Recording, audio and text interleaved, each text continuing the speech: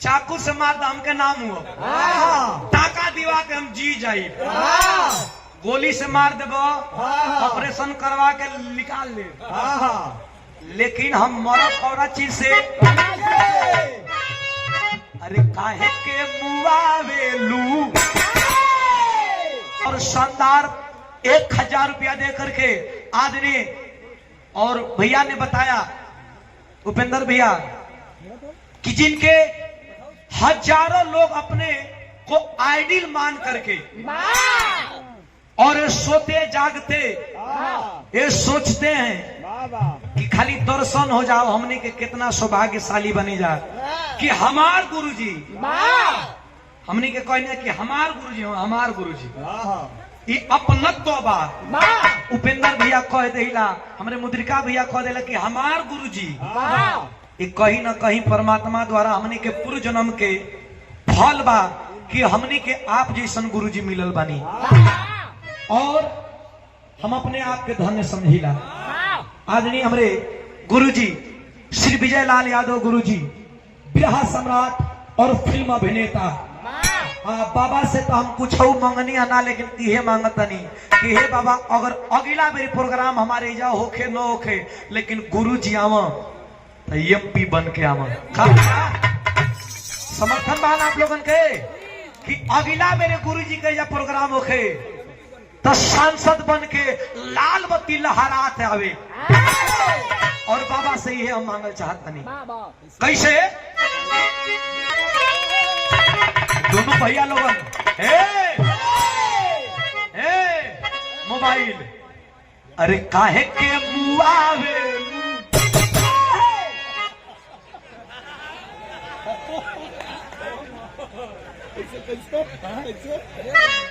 अरे काहे के मुआवे,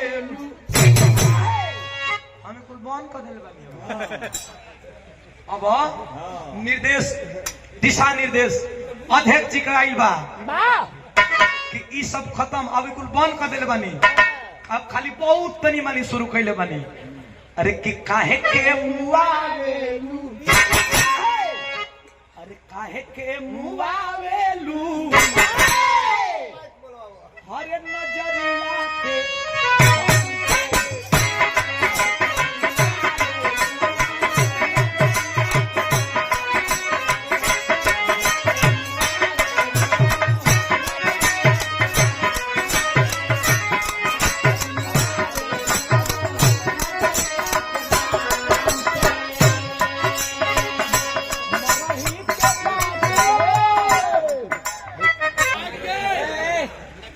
सही हो, ठीक बा।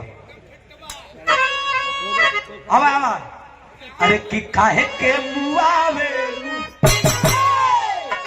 अरे काहे के मुआवेलू, अरे नजरिया के नाम से काहे के मुआवेलू, नजरिया के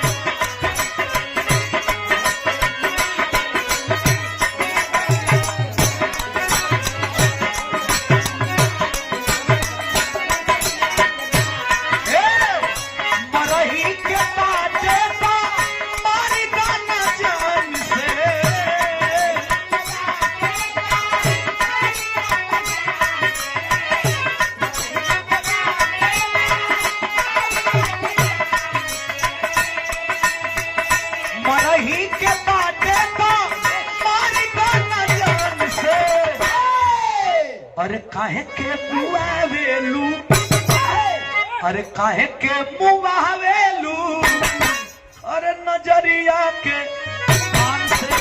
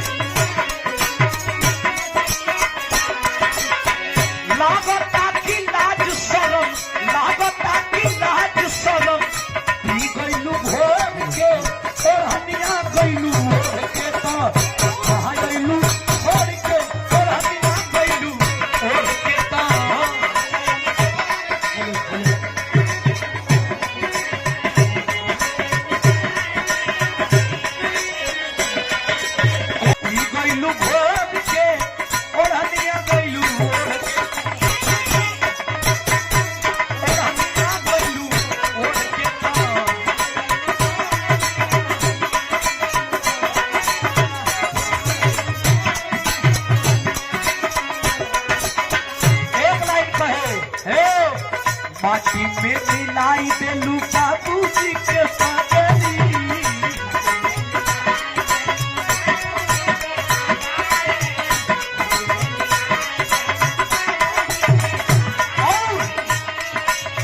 नमवा हसवलू नमवा हसवलू नमवा हसवलू नमवा हसवले बारू गाँव नगर सगरी।